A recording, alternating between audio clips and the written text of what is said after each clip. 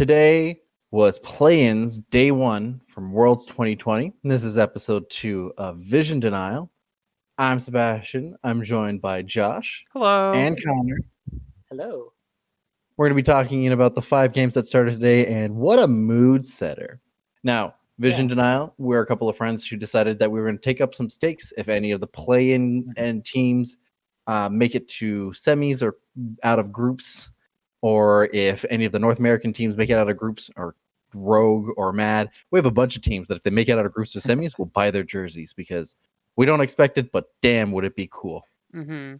We also have some thoughts and some analysis based off of the games, and remember TSM, they have to make semis. TSM has to make semis. That is they otherwise not happening. Yeah, these two aren't big on TSM. You'll see that. Well, you're too big on TSM. Go watch episode 1 and they'll explain. So, what a mood setter, eh? Yeah. We'll go through a couple of things. We got some players of the day. We got some drafts of the day. Some moments that were really cool. I do want to start with something though. Sure. I'm gonna pass it up to the floor for all of you real quick. What's up with MAD? I don't know.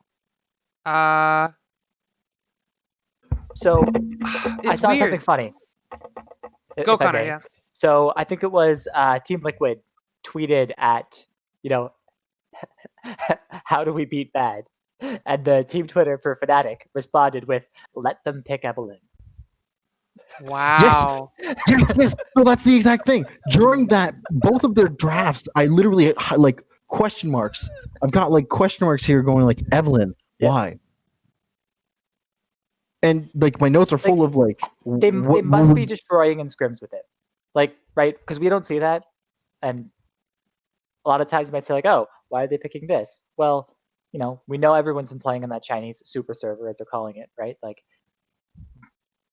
They must be just playing a ton of Evelyn. It's going great, destroying in all their scrims and their practices in solo queue, and they're going yeah, this is great. But sure, but Evelyn's rise in prominence during playoffs had more to do with the fact that she was a very great enabler of the early game, and she directly answered some of the stuff that Nidalee and Lilia had, and helped supplement the weaknesses that any other jungler would have during the mid game. That does not apply once Evelyn is in the meta for longer than 2 months, because once Evelyn is back in the meta for 2 months, the counterplay for her becomes normalized and ingrained. Yeah, so everyone gets used to her again. Yeah. And so it surprised me that Evelyn had a resurgence at all, because it made sense during playoffs, because it was it's not a bad pick by any means, but it was a surprise pick primarily. And surprise picks work to a certain degree because of the fact that what they are able to bring up to the table is just enough that when people aren't used to playing against it, they can just get away with whatever else. Mm-hmm. With Evelyn, and I'm so happy I saw this, but INTZ and Team Liquid regularly warded the camps instead of the regular warding spots. Yeah. And any of you who really want to creative vision is the name of the game for most of these things. I will gush about vision denial, and I'll gush about vision play all the time, and I'll talk about vision denial when we talk about PSG. But in terms of vision control, both Team Liquid and INTZ, as much as INTZ has had a weird year, played the vision control very well in this, right? Yeah. Because they knew exactly how to approach the team fights in the mid game when things started slowing down in terms of how much ward they can have. And when they had the early game and the transition to mid game, camps were regularly warded as much as you could. Because that's how you catch her. This has been literally when she had invisibility the entire time to when she was reworked. The counterplay to her is the same. You ward the camp itself, and you ward neutral objectives.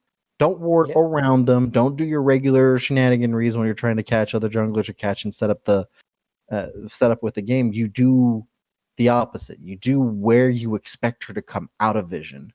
Or come Funnily into enough, MAD, especially the game against Team Liquid, was best about that. Like I think I paused and looked at it. I think it's like 3.5 minutes into the game. They had all 5 of them had placed their ward at like the jungle entrances to everywhere Broxah could go. So it's like there's no way he could leave his jungle to go somewhere without being spotted because they had wards in every jungle exit. But and I think that speaks, however, to MAD's inability of doing vision now because they literally moved out of the way to do that. Yep. And it gave away what they were trying to think of, and it also gave away Evelyn's position primarily. All Broxah had to do was like, well, we know that they're also in the bot quadrant because they have vision literally everywhere, and I can't move there. Yeah. So if we're talking about MAD, so I guess the 2 games they played, INTZ and then Team Liquid. Yeah. So I guess we may as well start with those 2 games and discuss MAD in general. If you'd like. I think that's what I mean. Like, we have to contextualize then how MAD is going to do against the other side of the bracket. Yep. How do you think they're going to do now against Legacy after seeing that they had struggled against INTZ? Legacy seems to be doing slightly better than INTZ in general, and MAD didn't even show to be close to being able to control Team Liquid in the way that a lot of people expected. Not me, thank goodness. I want to say I told you so, but but most people expected MAD to be able to control Team Liquid in this situation, right? And I didn't expect MAD to be so far off the ball on properly predicting the way that Team Liquid would play, to the point where they looked desperate. Humanoid was good. Like, if we're saying, like, hey, this is what MAD did wrong, we have to mention, especially, like, the INTZ game, like, their win condition was, I think I didn't write down the exact number, but just top of my head, Humanoid was up, like, easily 50 CS in lane, like, up levels. Like, he's just winning lane, even the Team Liquid game. And now he's playing against Twisted Fate, so, of course, Twisted Fate's going to roam away, and then Syndra's staying in lane, getting all the CS, pushing for plates, so she's going to be ahead. But the other point people made was, if they were going to win, the winning condition in game 1, if they were going to win game 2, it was going to be around Humanoid. That's true. But the fact of the matter still remains is that they got outdrafted. Oh, yeah. So MAD versus INTZ, I think the draft was... INTZ, they picked nothing. Like, their draft made... Like, if you think of what the meta was, 10-16, now you can say the meta's changed. So, Gragas and Tristana, doesn't seem to have changed a whole lot. Buffed, but they drafted Gragas, not played too much. Tristana, unplayed at all before her buff this patch. Urgot. Tristana was played during playoffs. The Urgot. Sure, but have you seen Urgot top much? Like, and then Alistar, who's played again, but none of those picks are considered meta or high priority. Yes. I think this speaks more to the way that Brazil approaches the game. Like, the draft that Brazil put up literally mirrors the wildness that entire region had. Part of the reason why my hair was being pulled out. But their entire draft was an answer to how MAD drafted. And I don't necessarily agree with this approach, but that doesn't stop the fact that it was still an answer. Urgot immediately answers how Renekton plays. Urgot kites better, has re-engaged better than Renekton, and has about the same type of sustainability and an execute, which Renekton does not have. It disrupts Renekton's ability to be a teamfight disruptor. And correct me if I'm wrong, but didn't the casters make a point of saying that, I believe it was Urgot, Alistar, and Gragas were like pocket picks essentially for the players? Yes. So these are that's stuff they play. This is something that I expected out of them. The Tristana is an immediate answer to Lucian. It outranges it over time, and it tends to out damages it over time. Where Lucian is meant to be a burst and does great for mid game, because of the way that they drafted, they were expecting the mid game to be nothing, which it was. INTZ almost played this match exactly to their win conditions and exactly to nullify the win conditions of MAD. And you could tell from the way you can tell how this game played out that it was so like wishy-washy. And then move on to the last game, and MAD decides to ban 3 marksmen. Yeah. They banned Lucian, Callista, Graves. I didn't like that Team Liquid chose to pick Twitch second. Like, it's fine if you're gonna play Twitch. I'm not saying like don't play Twitch. It's just Twitch is not going to be contested. They're not going to be like, that's a very early pick. No. This is smart from them. Okay. Really? What was picked right before? Evelyn Ash. Yeah, Evelyn Ash. So not only do you know exactly what the AD carry is, but they picked Evelyn. You know for a fact you're going to be able to. You have Lee Sin, they have the jungle, and they're deciding to counter the jungle with Evelyn. Yep. Whatever. In terms of the jungle pressure early game, not going to make much of a difference. Okay. But you do know that MAD is going to be attempting to do a lot of team play in the mid game. How do you avoid your DPS from being absolutely chunked by this assassin? Well, what if our ADC is invisible? Okay. So they pick Twitch, right? And then in the second round of bans, it allows MAD to then start focusing bans on mid laner, cut down, a couple of champs in those pool, and then forces Jensen onto the Twisted Fate. What you could have done, right? What you could have done is it said, hey, we're going to pick Twitch anyways, but if we don't pick Twitch now, wait until the second round of bans has passed. They're probably going to waste their ban on Caitlyn, which passed through the draft uncontested, right? Mm-hmm. So instead of banning away our mid laners, we'd have more options open because they're probably going to waste their ban on Caitlyn, and then maybe they ban a Tristana or a, right? They might waste their bans in 80 carries, expecting we have to pick that still when we are expecting the Twitch anyway, right? So, yeah, and usually in a world that would make sense, in a world where MAD didn't pick Evelyn. Yeah, because MAD still picked Evelyn, and you're telling me that they picked Twitch and Rakan, and then MAD's going to ban us until we're forced to pick Twisted Fate, despite the fact that picking Twisted Fate is literally the answer to nullify this composition? Sure. Yeah, they picked the right champs. It's just... It's the order that's weird. They're going to waste a ban on Caitlyn if you leave your AD carry open. To me, right? this is if you're not worried about playing Caitlyn. But that's all. Well, to me, this is one of those things where, like, when I saw the ban phase play out, the fact that MAD banned 3 marksmen, that they first picked Ashe instead of taking the Caitlyn themselves, right? They weren't planning on doing anything with Caitlyn regardless. And Team Liquid recognized that with a Twitch and a Rakan, they would be able to deal with the Ashe and laning phase and deal with the mid-game Evelyn. Then the Camille was picked. They knew how to deal with the Camille regardless. Shen was banned, which, I mean, I guess you didn't want to have to deal with that as Camille. And then they banned Orianna. It's also a counter against Impact. That's like his best champion is the second. Yeah, but they let him have the Mordekaiser. Sorry.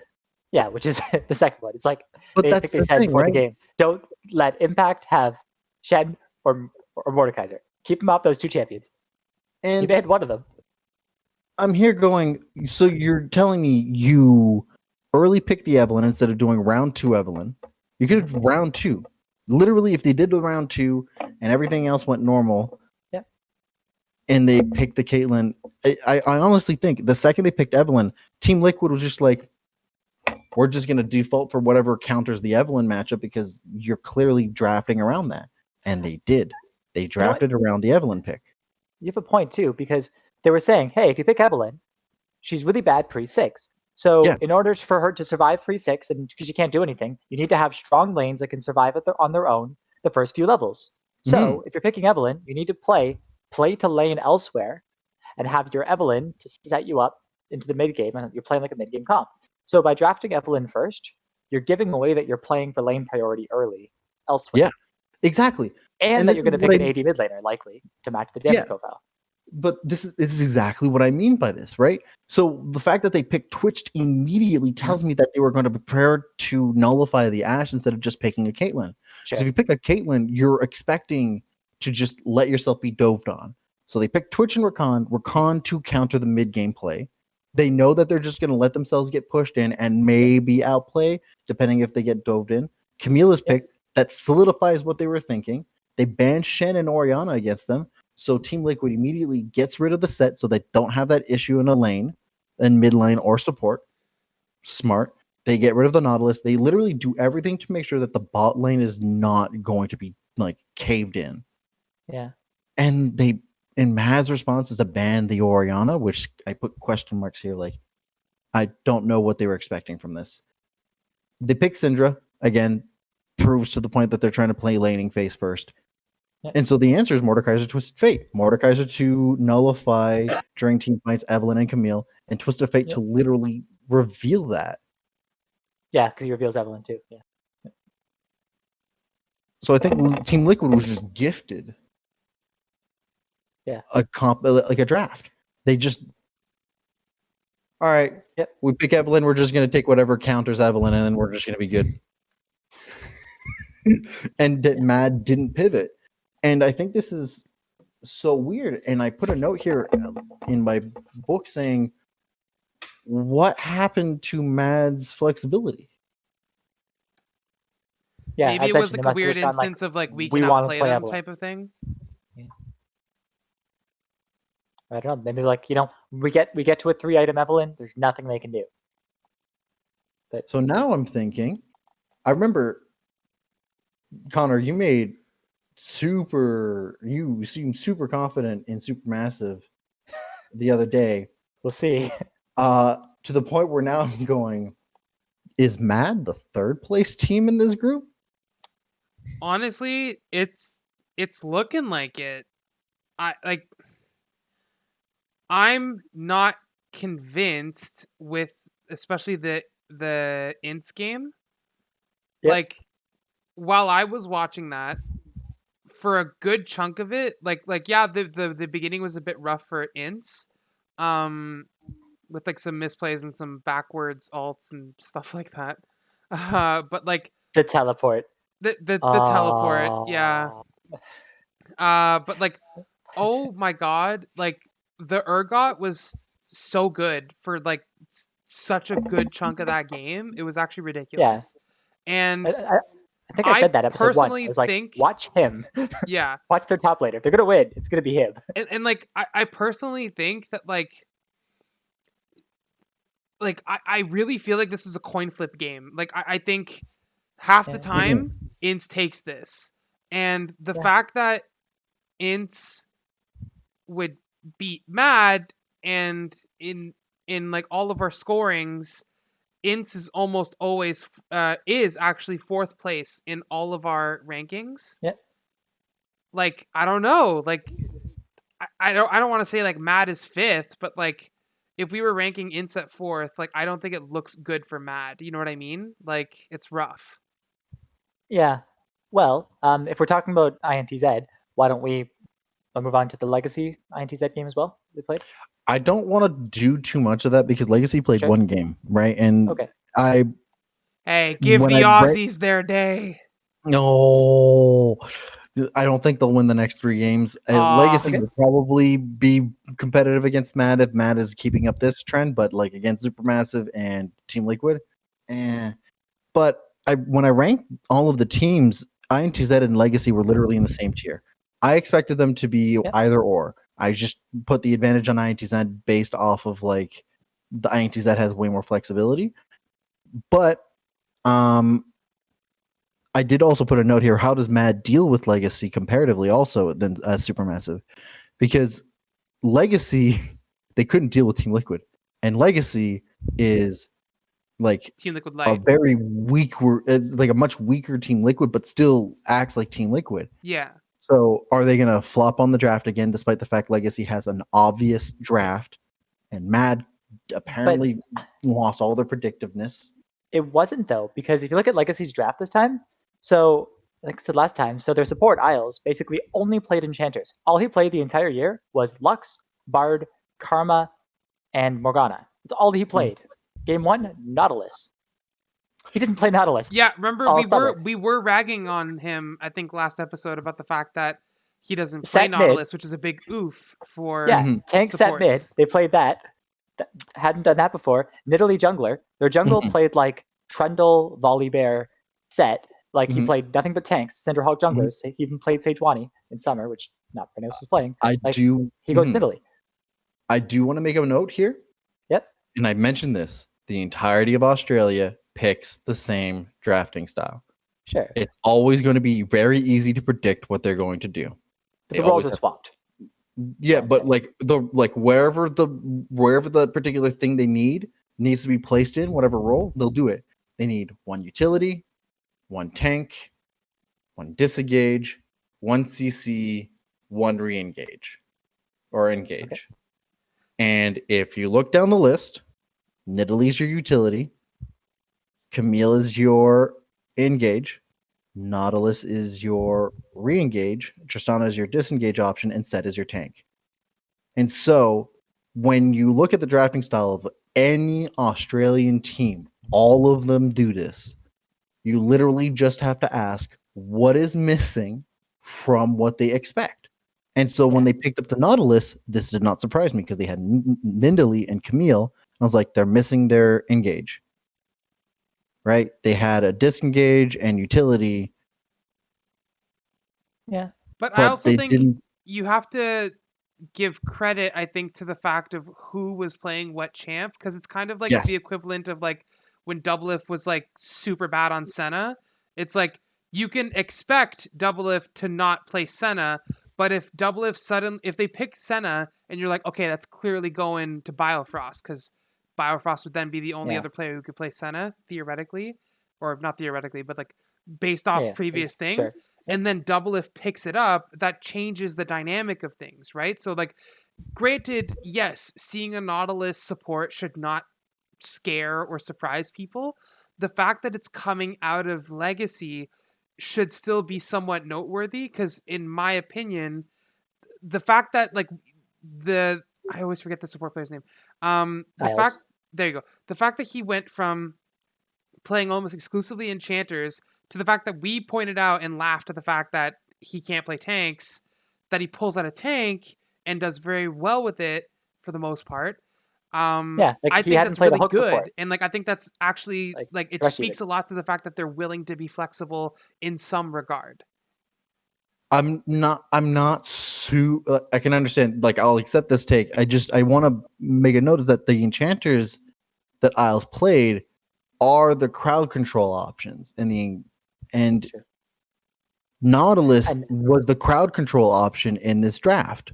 Mm-hmm. And I mean, he still did the same thing. I had a note that like, even when he's playing Lux, when they were going to get ganked, so he knew his jungler was coming, what he would do is he would flash into melee range on like a Lux in order to not miss his Q. Yeah. He would flash into someone and instantly Q, just so he knows I'm not going to miss this skill shot, so that the gank will work. So like, and you translate that to Nautilus, and that virtually works out to be the same thing. So to me, sure, Nautilus is not the same thing as an enchanter. And you'd be like, cool, this on paper looks like it's different, but in application to an Australian team, it's literally just swapping the same role again. It is virtually the same thing at the end of the day. And I will give credit where it's due. You're both right. He's playing a type of champion that's different, and there was success that came from this. But I don't think this is a huge departure from what we would expect from this type of team. Considering how this is still a team that you should be able to predict very easily where their draft is going. This should be predictable. I put a question mark into why Legacy banned Jax against INTZ, but I mean, they had Camille. I guess they didn't want to have that matchup. Other thing about INTZ should be able to predict their draft very easily and should predict their style very easily. Their team comp, it's like, so Ezreal does mixed damage, Zoe's magic damage, Vlad's magic damage, Volley's magic damage, Bard's magic damage. And they're all just, crowd control ability and magic damage.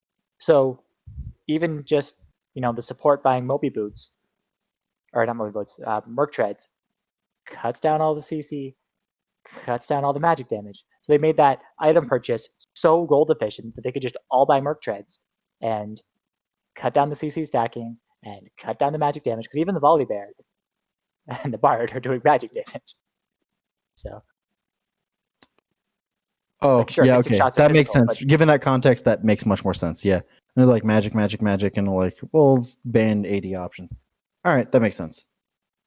I want to move away from Group A because I don't think we can talk too much about Team Liquid. They played the one game. They did what I expected them to do and win, but it's also just the one game. Yeah. I don't think it can be too much. Let's get to my drafting. favorite game of the day. I want to talk about PSG, and honestly, I'm so happy about PSG. I'm happy my predictions are wrong. Oh. Pleasantly surprised. Yeah. Right. So I want to talk about Rainbow 7 and how competitive they actually were in this one. But I also want to talk about how PSG is fucking awesome. They went from being terrible at vision to being so awesome at vision denial overnight. Different players. That's arguably. Unfortunately, yes, there is that little. But also, their same player. Like, I have my player of the day. Forgetting theirs as K-Wing. Kai-Wing. Yeah, same here. Player of the day for me is Kai-Wing. Yes, that's my player of the day too. Kai-Wing is amazing. We're all in agreement. Holy shit! I can't. Let me just say his stats for a second. So, game 1, 2, 1, and 20. Vision score of 100. Yes. Game 2, 1, 0, and 14. Vision score of 119 in 35 minutes. Like, just that vision score. As a support main, I have like vision score 119. We bow down. I know. Like, I usually barely top out at 40 at 30 minutes, man. The hell. I could say like 80 as a support, but like 120 is like 1.5 times my wards again. Like, yeah. I think this is what we talked about. Like, PSG, when we came into it, they're like, this is the most stable team, but they have terrible setup for neutral objectives, and their vision is not super strong. And cool, they swapped out 3 of their core players, but the 3 of their core players still played the level that they needed for them to be consistent, and then their vision game, oh my goodness, it improved. Okay, so my play of the day in terms of the vision, to explain this, is for the LGD game, and I have like a timestamp for it, but we're going to talk about so first thing I want to mention real quick is that PSG during the drafting phase focused primarily on setup in round 1 and making sure that the team comp is complete in round 2.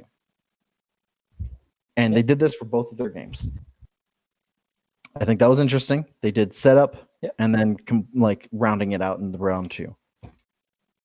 And what I mean by this is like, all right, so they set Echo and Senna. Set Echo and Senna do a setup primarily for what? Usually it's for neutral objective control.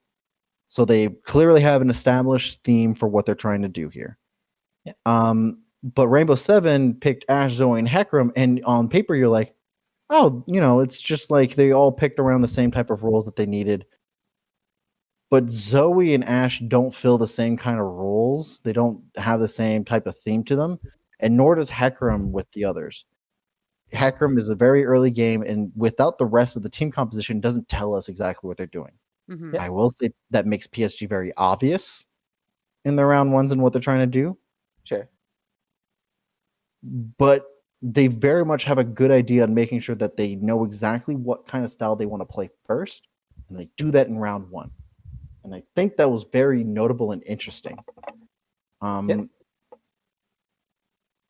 must say, though, that Rainbow 7, to the best of their ability, tried really hard to predict where PSG was going, expecting Echo to go mid. Yeah. Honestly, I wasn't expecting the Echo jungle, so I was kind of surprised. Yeah. I was. Echo jungle in the east is fairly common. It's actually more common than solo lane echo. That should have been something that could have been like scouted out early. The flexibility should have been there, but I can't fault them for banning the Olaf. They wanted to avoid that option from being there. Mm-hmm. And what was this? And I put a note here about like how all the teams were rewarding heavily on red side for level 1 plays. Mm-hmm. We'll get to that later. I think our Rainbow Seven's aggressivity really got the best of them. Okay. Are we talking about the Bard play right now? Are we talking about like that fight on Bard? Cause that, oh my god. Like, I wasn't even watching it live because I'm not a MAD person like you guys. I can't get up in time for the games. But like, oh my god, I'm not even watching this live, and like I almost threw my tablet because I was like so like tilted for Rainbow 7 about that first set of kills from trying to get the Bard. Like, where he goes, he has the heal summoner spell, heal summoner spell, and all 3 of his shrines down. So it's goes through the magical journey, uses his heal summoner spell, and then gets shrines 1, 2, 3. It's actually nutty. Like that is what every support's dream to like do some like to have a play happen and then get out without dying and just tilting your opponent like that because they can't reach you. Like they must have had like no more than like 10 HP at one point during that fight. And the Ashe too. Not like just one person. Both of them. Yeah. Like that is peak one more auto like tunnel vision of like I just need one more auto and it'll all work out. But they didn't get the auto and it didn't work out. And it got echo fed. And it did get echo fed. Granted, they did get 2 kills back, like not even like 2 minutes later. They did it again, but with a better execution. Yeah, at 5:50, they had that misplay. Ugh. And at 7:15, they did it again with a better execution, but it had the same issue. Mm-hmm.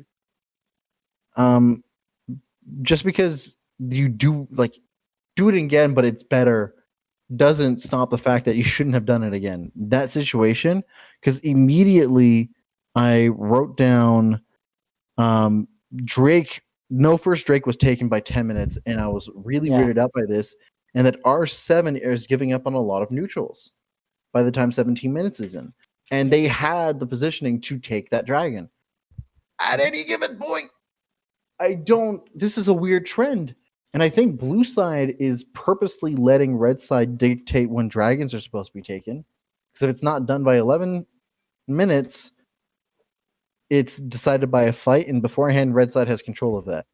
And all of the red side teams that do it tend to be on pace with Drakes to be, on time. But this game, Rainbow Seven seems to have a weird understanding of what their win conditions are supposed to be. You have a Leona, Mordekaiser, Hecarim, Ashe, and Zoe. All of that should indicate that they were fighting for neutral objectives, and nowhere was that seen in this game. They showed flashes of brilliance and flashes of really cool execution, and by God, their vision control was much better. But their vision denial was weak. So I love what PSG did, especially in that first game 1.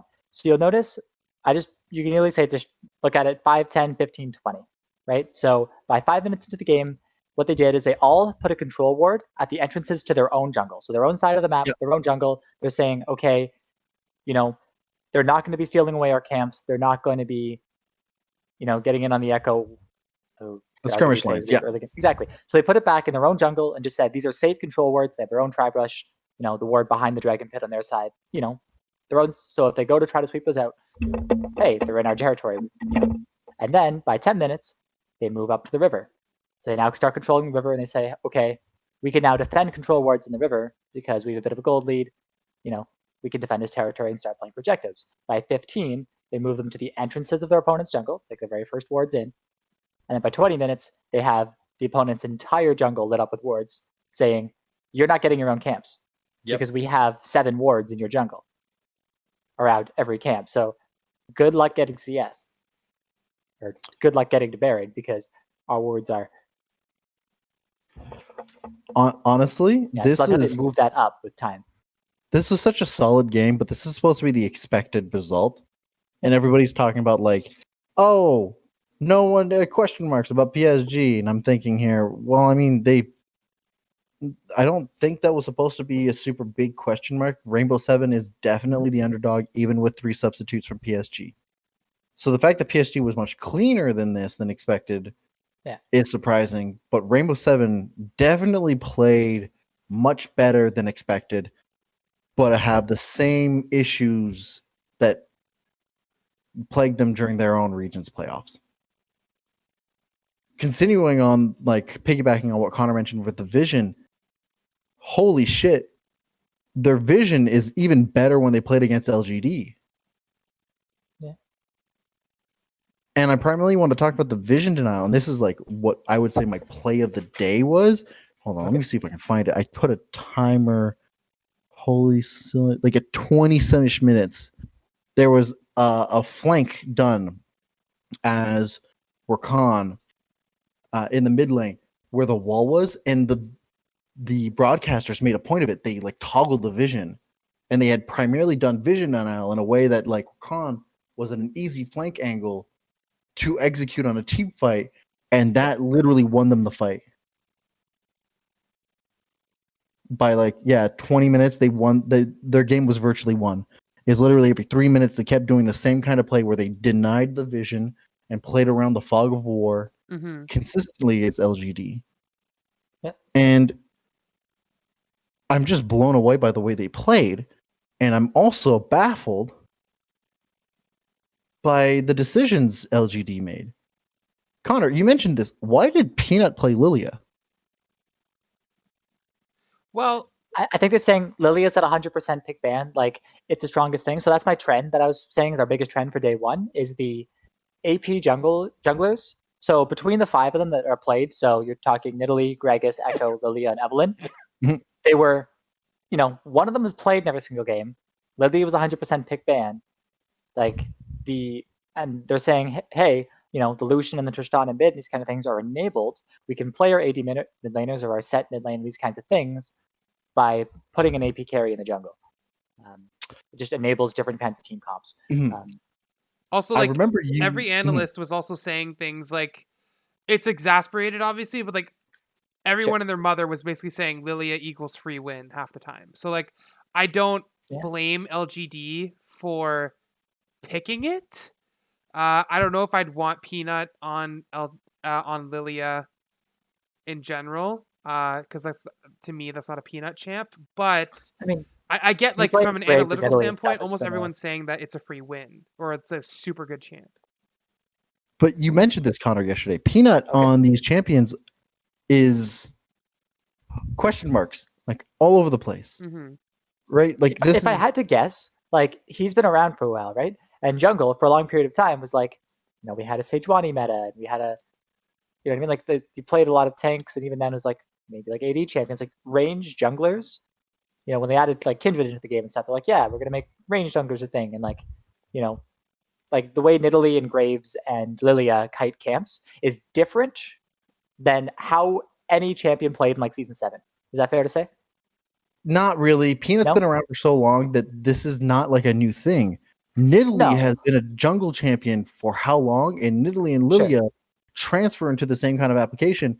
And Peanut's this year specifically, you mentioned Peanut has not been good on Graves, Lilia, or Nidalee. No, it's not that he's not good. I mean, like he still wins games because his team wins games, but it's like his team wins he's behind games, on CS, and he takes. They don't really have a stat for it, but like he takes more damage from his camps than other people playing Graves do, because he's letting them hit them more.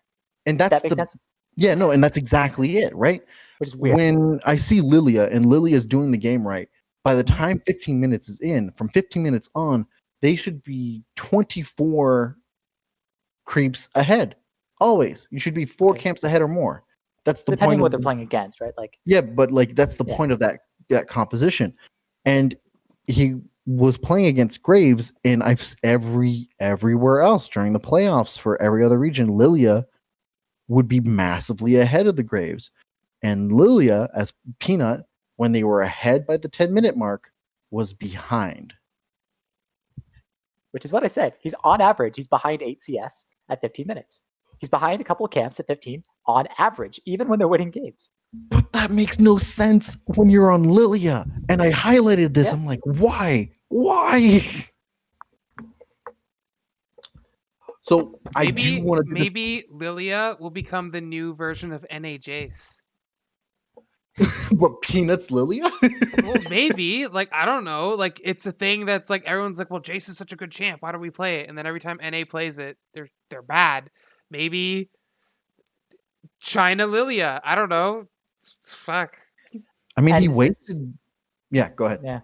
Since we're mentioning like saying, hey, they moved their vision line forward, and just like in a straight line forward.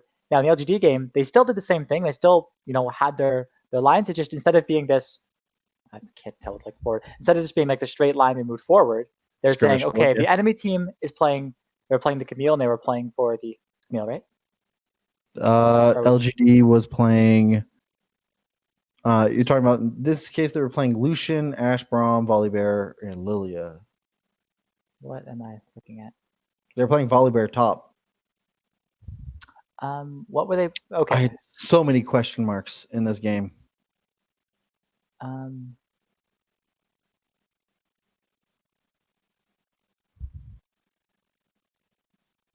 Also, no Caitlyn priority in this game either. Or no, there's a ban on Caitlyn, but like it didn't go through round 1, and it was banned after that. But yeah, it was last ban on red side. Yeah. Right. So whatever it was, like they were pushing. The enemy team was pushing top side. I guess they're just thinking as Camille the other game, but the enemy team's pushing top side, and they're like letting them push to the inhibitor. So instead of having this line, covering their own jungle, their line is like a vertical straight down through the map. So it's like, okay, we're letting them push on top lane. We're making that our weak side, but we're pushing further on bot lane. So we have our red side jungle and their blue side jungle, and we have a vertical line going this way instead of like the line across Summer's Rift, where it's like this is the river. Their line is this way vertically because they're giving up space on top side, saying this is our weak side, and putting more wards through their opponent's red side jungle on bot lane, right? So instead of making the line flat across like this, their line was angled more. That makes sense? Yeah. It's just another take on the skirmish ward. I'm not a huge fan of the skirmish warding in general, but they did a lot of interesting things where they literally gave control and denied vision in the area they wanted to play with, and anywhere they were not in that area, they just ignored completely. Yeah. But what I like about that, like the reason why I say like that vision now is you're saying, okay, there's, like for example, if I have wards on my 4 entrances to the jungle, I'm saying is, okay, if you're playing like Lilia, who's not able to just, randomly jump over walls and stuff, right? Like you can't get into this jungle without passing one of these 4 wards. So therefore, if I haven't seen you on any of these 4 wards, you do not have any deep wards in my jungle. Assuming I didn't miss a control ward from 5 minutes ago or something, right? You cannot have deep vision in my jungle or know where I am right now, because in order to get into my jungle, you would have had to pass one of these entrances. Mm-hmm. Right? Like it's not like he was playing the Graves who could dash over the wall or something and like sneak in a vision or something, whatever, right? No. I had so many questions about what happened in this game from LGD. Mm-hmm. And I want to do the same kind of recontextualization now that we did with MAD, but with LGD. Okay. Remember when you decided to make a big brain prediction and say that LGD was going to lose a game, but your prediction was UOL? Yeah. We need to recontextualize that a little bit. How are they 3-1? I'm still right. Yeah. For now, they lose to UOL. Considering how clean and controlled PSG played, how does LGD deal with UOL then? Okay. But is it fair to possibly say, hey, we're singing, everyone's singing the praises of PSG after these games. Is it fair to say maybe LGD wasn't that bad per se, just that PSG were playing at a higher level? I put let's not start saying, oh, LGD's bad after one game because they lost. No. I put a note here at the 34-minute mark. Okay. Peanut is wasting time in random spots, losing ground as they were doing Baron. Oh boy. LGD's vision needs questions. Weird chase at 25 minutes. LGD's being weird from the transition to mid. Missed positions consistently at 16-16. They played the first 10 minutes of that game just fine, right? But that's like saying North American teams know how to play the first 10 minutes of their game just fine. And you're like, all right, cool. How do they play the rest of it? We have to give the same kind of criticism to LGD in this particular place. They lost to a team with 3 substitutes. Sure, the 3 substitutes played the role almost exactly how the regular 3 players would play, and they upgraded their vision. But upgrading their vision for a team from Southeast Asia should not, by any means, from a region we expected all 4 teams to get out of groups. Mm-hmm. Yep.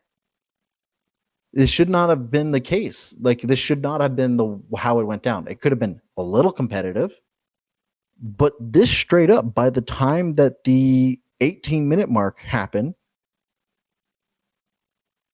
they let themselves get controlled by the pacing that PSG wanted. On a game they had a gold lead in by that point. I'm personally going to put most of this game's stake on the fact that they picked Lilia for Peanut. A champ that kind of we already highlighted. The range champs like the Graves, Lilia, stuff like that. He doesn't do very well on them. And yes, even though Lilia is a power pick, I think that was a mistake because they weren't able to like quote unquote like unlock Peanut or anything like that. So I think a decent chunk of not like blame directly on the player, but like maybe blame for the draft of like kind of like equivalency to like picking Senna for Doublelift back when he was like completely incapable of playing her. Maybe it's something more similar to that. You pick a champ because it's good, but you don't keep in mind the fact that maybe your player can't play it that well. But I do also think that maybe also PSG is just playing a bit better than we all thought they would. Yeah. I 100% agree. PSG is playing much better than anybody expected it. But LGD played significantly worse than what people expected. That's true too. Right? They didn't look competitive after 18 minutes. They looked like they were lost. They made a good point too, because they're like, Lilia with the sleep, you have that, whatever it is, a half second when you know that ult's about to hit you. It's like drowsy, asleep. Yeah. So because you have that, first item Mikhail's, you could instant cleanse that. So, you're going to cleanse, you're going to cleanse my AD carry and put them to sleep, right? I can, instantly Mikhail's that the second it's going down because I can say, okay, drowsy, Mikhail's. Boom. Counters Lilia. So like Mikhail's the item. Gives you the magic resist, which, it's good at Lilia. Counters her ultimate. She doesn't have any other CC. Then I have two questions. Is Lilia then even that much of a power pick? If you can build the support, if you can just pick a support that builds Mikhail's and then you have an instant counter for your power picks, I don't think that's the case. I don't think that's the case either. I think that kind of like you said earlier, how at, 10 or 15 minutes or whatever, your Lilia should be 24 up on other junglers. Yeah. I think that's part of the issue. It doesn't win you the game. I'm just saying Mikhail's is good. Yeah. Like the itemization was correct. I think, the Mikhail pick, the Mikhail's first build was obviously like a really good adaptation or read on the fact that their team comp had a Lilia on it. But I also think that like things might have been very different if it was a proper Lilia play. You know what I mean? Like if it was a proper Lilia that had like 20 plus CS over enemy jungler at appropriate times, instead of being a Lilia that's like at half health constantly because they keep taking random auto attacks from creeps. I don't want to go too harsh on Peanut. My issue here is not Peanut. Peanut is like a legacy professional player. He's like got 5-6 years under his belt of amazing play. Yep. But I have questions over how well practiced are they on this kind of composition. Mm-hmm. They are the first ones to pick up the Volibear top lane. Mm-hmm. And the Volibear top lane was neutralized completely by the Ornn. Yep, Lucian mid. Lucian mid did nothing to transition any of the advantages, despite the fact that that's literally what it's meant to do. Mm-hmm. And then Ashe Braum honestly should have had the lead in the bot lane, and that wasn't transitioned to anything past mid game. They did use it to do proper Drake control, and I put a note at 6:30. They had the proper Drake control, so LGD does know how to like apply win conditions. I don't understand how they. And I also put a note. The team composition is not obvious, but it neutralizes the team fight setup that PSG had, and yet team fighting from 18 minutes on was just bizarrely played.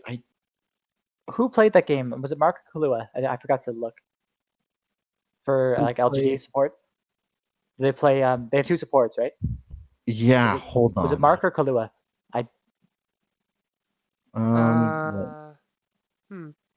Let me check. Great question. Let me just pull it up on the LOL PDF. Yeah, it's like pretty sure it was Mark. The support for that game for LGD was Mark. Okay, so here's the thing about Kahlua. So they have 2 supports, and they play both supports. Not a team that like, they pulled in somebody else for a couple of games like most teams do. They have 2 supports that both regularly play. Kahlua is known as like, quote unquote, the best Braum in the world. That is his thing. He plays Braum and Tahm Kench. He plays defensive tanks. Now Mark still plays it, but it's like, if you have an idea we're going to go for that kind of team comp, why not play your other support who's specifically known as the Braum Tahm Kench player? Yeah. Maybe. You hit the nail exactly. You hit the nail right on it. So I have questions on LGD on their decision making. They really need to change my mind on the legitimacy. I already pegged them as like the worst team China was sending by far. They have already a bunch of question marks for me on this one. I didn't expect them to be auto qualified the groups, but like this really puts a damper on even me thinking they do well in play-ins. Like, I think they'll struggle getting out of play-ins. So tomorrow, I really hope their decision making for drafts at least even gets better. Because if you're not even playing the support player that for the composition you're aiming for, and like we can easily say, hey, at this point, it's fair to say PSG might just go 4-0 in this group, which means LGD can't catch them. PSG gets that bye. So LGD doesn't get the bye. Mm-hmm. That covers most of it. I would have loved to go through the LGD versus UL, but again, I think it mostly has to do with if they it's upcoming. They change up their like the decisions they make. Well, we really all quickly, agreed on the player of the day. Really quickly, we can go through tomorrow and just do quick who's winning what predictions just to see. I don't know if I think our predictions are still like we did our predictions. I think we know what we expected to win.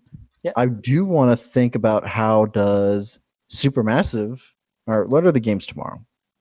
The games are R7 V3, INTS Supermassive, V3 UOL, LGD R7, UL PSG, Soup MAD, and TL Legendary Legacy.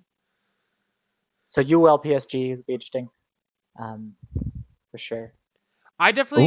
I'm looking forward to, funnily enough, TL versus Legacy, just to see if TL Light can beat TL OG. Honestly, I don't think the Legacy is going to do well at all. Yeah, probably I don't not. think so either. I think that the fact that they play the same style or they play similar enough styles, but Team Liquid is slightly more flexible and don't like their drafts aren't as predictable, means that they'll be able to recognize what Legacy wants out of everything and nullify it in the same way that they did with MAD. That's just what I'm expecting. I don't know, man. I think there's a world where Broxa and Impact just have like a bad game and Topun just goes off. I think there's a world where TL let that happen. I can't see Topun beating Impact. Like Impact on Worlds buff? I'm not saying it's super possible. Did you see Impact today? It was great. It's one game, and also he's from NA. So there's also that. He's from Korea, technically. I'm pretty sure he's becoming a world champion from Korea. He's becoming an NA citizen if he isn't already. So he's already a naturalized NA. There you in go. terms So of he's already riot ruined. Yeah. The UOL versus PSG, I think, will be super interesting because I mostly want to see UOL have the same kind of vision improvement that PSG had. If PSG had such a dramatic improvement in vision and that showed in their gameplay, if UOL has that same improvement, oh my God, is this Group B going to be awesome? Well, also, UOL is known for, hey, they have terrible drafts, but their fighting is great, and they just win fights. So, like, they need to clean up their draft, things they mentioned, like, don't draft, like, 4 people who build stone plate. Why? And then a Silas is your damage dealer. Silas does all of our damage. Anyway. But yeah, they're great at fighting. They're like a team fighting team. And PSG today was playing like they're team fighting. They were out team fighting Chinese team. Like, cool to see. Like these, the clashes, the team fights. Like, yeah. You know, how they. I think a lot of that has to do, and I'll keep gushing about it, the vision denial that's put in. Any team that can play well with vision denial will win. And like Top Esports did it. And this was reminiscent of Top Esports vision denial. And he's referring to us. So like teams that like listen to us win more games. Just by the way. Yeah, of course. It's less even by words. It's just making sure you know how to deny the information the other team gets. Yeah. Because you can buy words, go to a place, clear the vision, place the words, and you're like, you didn't deny any information. Mm-hmm. So it's just, I'm going to gush about this for a while. I was literally yelling in delight when PSG was beating the hell out of LGD. I was a bit sad. I wanted LGD to do good. I mean, they still can do good at this point, but it definitely isn't a good first showing. No. But so far, the only ones who have even remotely close to accurate predictions so far of if we were to play them straight would be me, with Team Liquid being in first place with no losses. But I also have who knows? Oh, you also had that? I also have TL. Shit.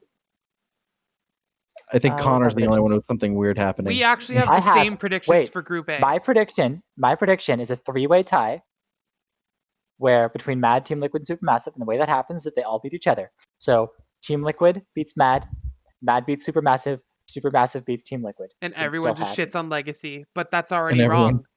But that's already wrong. We all had Legacy as 0-4. Well, can't argue with you there. All 3 of us are wrong. But all of us had PSG 2-2. Like, yeah, I had them 2-2. Yeah. And immediately were wrong. Well, technically, they could still lose their next 2 games. I'm sorry, you're going to expect me that they're going to lose to V3? Hey, they beat Detonation Focus Me. you never know. Oh, God. Well, all right. So we all agree Kaising is player of the day. Yes. Which surprised me. I thought you guys are going to be like, you're a support main. You're just going for the support. No. Are you kidding me? I gush about vision play all the time. And like, this was just incredible work.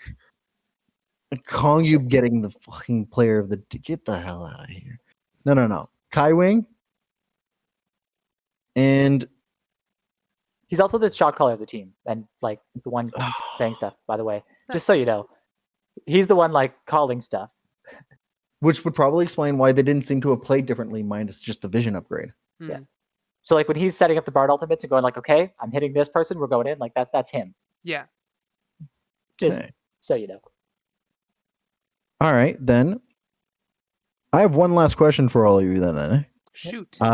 From the types of things that we've seen in terms of picks and bans throughout, what is something that you expect to be out of nowhere tomorrow?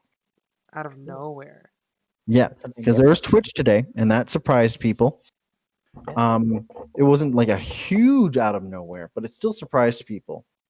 What do you expect to be the out of nowhere? I can go first. I think it's kind of vague because I'm not exactly sure, and I'm not smart enough to like super pick out this exactly, but I think that at some point there's going to be a team, maybe even two teams or whatever, that are going to want to keep doing the whole set mid thing, but set's going to get banned maybe halfway through, and they're going to commit to the tank mid. And I think we're going to end up seeing something like a Nautilus mid or something like that. Okay. That's my thing. It's not that crazy. Maybe it is crazy. I don't know. But that's something that I think might happen because the set mid is overperforming in my mind. I didn't think it was going to be that good. So I can definitely see a team potentially picking another tank because they really want to tank mid. Yeah. I say tomorrow we have our first games from Supermassive and Unicorns, and both of them have very big champion pools. So I can see between those two teams, they're going to do something. Like I think I mentioned in episode 1, No Man's plays everything. His most played is Kassadin, so decent chance maybe he pulls out the Kassadin again, or he's played Victor, Cassiopeia, LeBlanc. He's played everything, right? Like played the game on Zed, I think, in summer season. Like this could happen. And then for Supermassive, like it's not one particular player, but they've played stuff like they play Blitz, they play Vel'Koz Glacial Augment Mid, they play. So like they can pull out that Vel'Koz or something again. What about you, Seb? I have a couple of ideas. I don't know if any of them are super solid, but I do expect from the trends that we're having here, there seems to be a shift in the bot lane to burst or sustained burst. And I think that means that we're going to be going backwards in time, possibly seeing things more often like Vayne or Misfortune. Okay. Just as because Twitch was like banned. And like the first game, I think there's a Twitch ban. One of the games, like there's a Twitch ban before that was even considered from any of the other teams, and then it was played later and then banned again. And so, yeah, it was the first game of the day. Or no, it wasn't the first game. There was a game where the Twitch ban was with the PSG game, LGD. So there's a Twitch hover, is what it was. And people were like, oh, look, people have been talking about it. I was like, all right, whatever, it's something. And then it was played into some success. Yeah. So I think because of the Twitch hover, I can say, not with like a lot of confidence, but I can say that there could be a world in which burst and sustain, like champions with like a combination of the two within the kit, like not just pure burst and not pure sustain, are likely to come to get a resurgence. If Jen keeps getting picked and then banned, Caitlyn doesn't seem to have such of a high priority, and Ashe is not seeming to succeed as much. I could see things like Misfortune or Vayne coming back. Yeah. Sivir was buffed in this patch. Gadget, the AD carry for UOL, his most played, we mentioned it last time, but it's Senna, Sona, Sivir, Varus. Those are his most played. No Aphelios, no Caitlyn, no Ashe. So we'll have to see. Yeah. So that's about it. For all of you who watch, if you have the chance, let us know what your thoughts about the first day of play-ins was. Who was your player of the day? What was the cool moment that you thought? What do you think are going to be like some crazy picks that'll happen tomorrow? And let us know if PSG ruined your predictions or not. I saw a question. I'll ask you guys really quickly then. So I think it said 2019 Worlds, we had 99 unique pick ban champions. Will 2020 be higher or lower? Ooh. I'm going to say higher. You're going higher? So 2019 was by far the highest. 99 was a big new number. 99 unique champions picked or banned. I'm going to say the exact same. You're going with higher? No, I'm going exact same. It's not going to be higher or lower. You're going 99. Exactly the same. Maybe we'll give you like ±3 or something. It's like between 95 and 105. Okay. Give me plus or one. Plus minus one. Don't give me that much. You want to be that exact? I'm being bold here. I think it'll be the same thing. Okay. Yeah, I had a hard time, but I also think it would be very nice to see it higher. So far, just looking at the stats here, between even just day one, we have 42. That's pretty good. So that's our current number. It's a good start. Yeah. Well, thank you all for watching. Do like, comment, subscribe, and we'll see you tomorrow. See ya. Yeah.